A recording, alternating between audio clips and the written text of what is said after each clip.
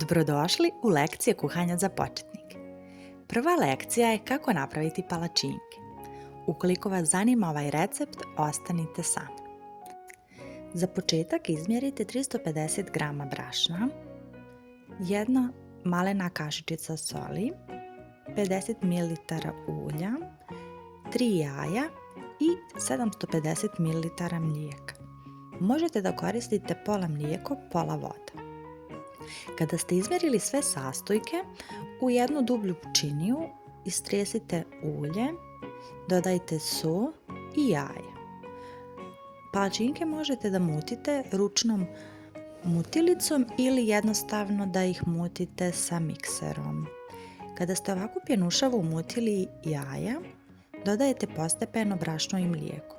Ukoliko ste početnik, možda vam je bolje da mutite palačinke mikserom da ne biste imali grudvice. Dodajete polako brašno i mlijeko, malo brašno pa malo mlijeko pa umutite, pa malo brašno, malo mlijeko i umutite. Tako sve dok imate brašna i mlijeka. Kada ste dobili jedinstveno ovako kompaktnu smjes bez grudvica, vrijeme je da krenemo da pečemo naše palačinke. Jedan mali trik kako da vam palačinke ne budu premazne jeste taj da zagrijete tavu i onda u jednu malu šolju naspite ulje pa kašičicom nalijete par kapi ulja i razlijete na tavi. Kada ste stavili ulje na tu tavu, stavite otprilike jednu kutljaču i fino razlijete ovu smjesu i palačinke pečete. Vidite kako one mijenjaju boju. Kada su ovako promijenili boju na jednoj strani, onda ih okrenete na drugu stranu. Kako ćete znati da su vam pečene s te jedne strane?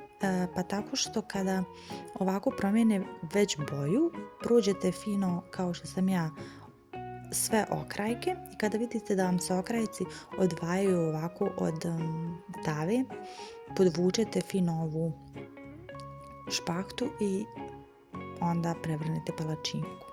I postupak ponavljate naravno dok god imate smjese. Palačinke punite po vašem izboru, možete da ih jedete slatke ili slane. Sigurna sam da ćete uživati i vi i vama drage osobe za koje budete pripremali ove palačinke.